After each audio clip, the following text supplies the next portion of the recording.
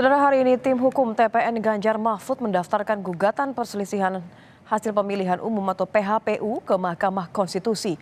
TPN Ganjar Mahfud menyerahkan bukti-bukti dari laporan dugaan pelanggaran dan kecurangan di pemilu 2024 lalu.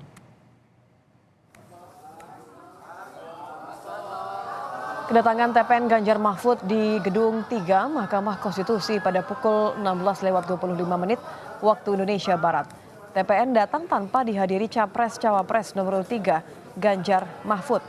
Dalam permohonannya, TPN menyertakan pula 4 kontainer berkas dalam pendaftaran gugatan.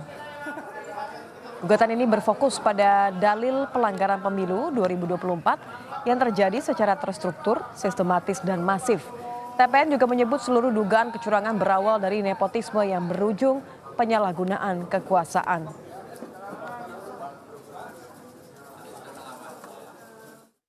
Demokrasi itu penting, supremasi hukum itu penting, konstitusi itu penting, dan kita tidak ingin itu diinjak-injak.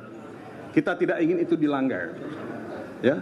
Nah, kita melihat asal muasal ini semua adalah nepotisme. Sekali lagi saya ucapkan nepotisme yang membuahkan abuse of power, penyalahgunaan kekuasaan yang terkoordinasi.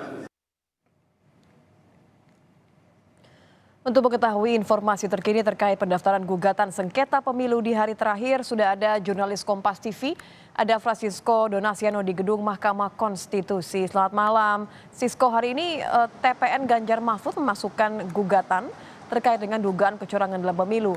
Ada yang menjadi pokok gugatan TPN Ganjar Mahfud, apa saja? Baik, yang menjadi gugatan kemudian yang disampaikan oleh khususnya tim kedeputian hukum dari TPN Ganjar Mahfud ini adalah penyalahgunaan kekuasaan seperti itu sehingga menyebabkan adanya dinilai kecurangan. Dan memang dari poin kemudian yang disampaikan adalah meminta kemudian diskualifikasi untuk pasangan calon nomor urut 2 yaitu Prabowo Gibran dalam kontestasi pemilu 2024 kemarin. Memang ada sejumlah hal kemudian dipaparkan juga Nitya dan juga saudara kenapa ada permintaan untuk melakukan diskualifikasi terhadap paslon tersebut karena adanya nepotisme dan juga penyalahgunaan mulai dari pendaftaran yang kita ketahui dari gugatan MK nomor 90 yang juga cukup berpolemik ataupun juga berdinamika beberapa waktu yang lalu, dan juga adanya juga intimidasi yang dilakukan oleh petugas-petugas yang berada ataupun juga saat pemilihan umum 2024 kemarin. Itulah kemudian sejumlah hal ataupun juga poin yang disampaikan. Nah, ketika kemudian datang pada pukul 16.15 ini untuk proses pendaftaran sendiri, alur ini diikuti oleh sejumlah politisi PDIP. Kalau kita lihat ada Sekjen PDIP Hasto Kristianto,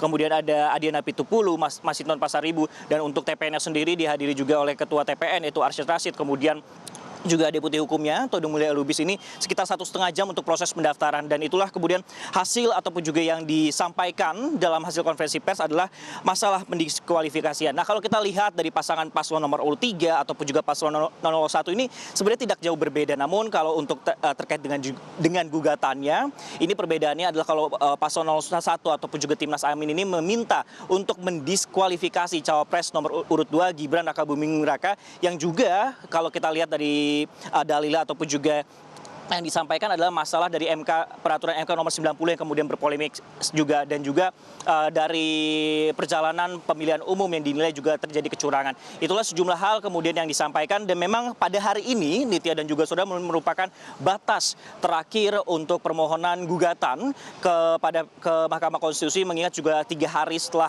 hasil rekapitulasi atau pengumuman rekapitulasi yang dilakukan oleh KPU RI pada hari Rabu yang lalu. Nah, kalau kita lihat ataupun juga berproses selain di Gedung 3 Mahkamah Konstitusi, juga di Gedung 1 ini di Mahkamah Konstitusi juga berlangsung juga adalah pengajuan ataupun juga permohonan untuk gugatan PHPU untuk pileg. Nah, kalau kita lihat ataupun juga kami pantau hingga nantinya ditutup pada pukul 22:19 waktu Indonesia Barat, makin malam semakin ramai ini dan juga saudara. Ini terlihat bahwa sejumlah baik itu DPRD, DPR, kemudian juga partai juga kemudian mengajukan permohonan gugatan seperti itu juga terpantau hingga malam ini. Setidaknya juga kalau kita lihat ada pendaftaran secara online ataupun juga secara datang langsung seperti yang dilakukan oleh peserta pemilu 2024, sehingga kita memang masih nantikan bagaimana nantinya dinamikanya sendiri baik dari Pilpres ataupun juga dari Pileg. Nitya. Sisko, kalau kita lihat artinya kan ini satu langkah sudah dilakukan oleh TPN. Apa langkah berikutnya yang akan dilakukan oleh tim pemenangan Ganjar Mahfud? Nah, kalau kita tadi juga dengarkan, memang ketika melihat Pak juga pada tahapan di MK sendiri, Nitya dan juga saudara, ini akan pemeriksaan pendahuluan terlebih dahulu sebelumnya nanti akan dipersidangkan hingga menuju kepada keputusan akhirnya itu pada tanggal 22 April. Itu sesuai dengan jadwal. Nah, dari tim TPN Ganjar Mahfud juga mengumpulkan sejumlah bukti ataupun juga sejumlah saksi yang juga akan ditambahkan rencananya pada hari ini juga untuk mengumpulkan bukti-bukti yang setelah sebelumnya ini juga disampaikan pada sore hari tadi. Total kalau kita lihat ataupun juga berdasarkan konferensi pers tadi, setidaknya ada 151 halaman yang kemudian menjadi gugatan dan ini bisa saja bertambah lagi mengingat berdasarkan keterangan ataupun juga dari Deputi Hukum TPN Ganjar Mahfud yaitu Todung Mulia Lubis, ada sejumlah bukti kemudian akan dilampirkan dan juga ada sejumlah saksi yang nantinya juga akan dihadirkan ataupun juga dipersiapkan dalam persidangan nanti. Nah, kita memang masih lihat bagaimana kemudian dinamika yang akan terjadi baik itu mungkin dari TPN ataupun juga dari Timnas Amin seperti apa nantinya hasil keputusan karena memang setidaknya membutuhkan waktu 1 bulan lagi menuju keputusan akhir. Nah, selain itu juga memang juga berproses selain juga masalah Pilpres ada juga Pileg seperti itu yang juga dinilai banyak faktor dan juga banyak masalah seperti itu tidak hanya dari partai koalisi pendukung, baik itu juga dari perorangan juga mengajukan permohonan sehingga memang masih kami nantikan bagaimana kedua hal ini dalam pemilu yaitu Pileg ataupun juga Pilpres ini akan berjalan di tanggal 22 nanti hasilnya. Baik, terima kasih jurnalis Kompas.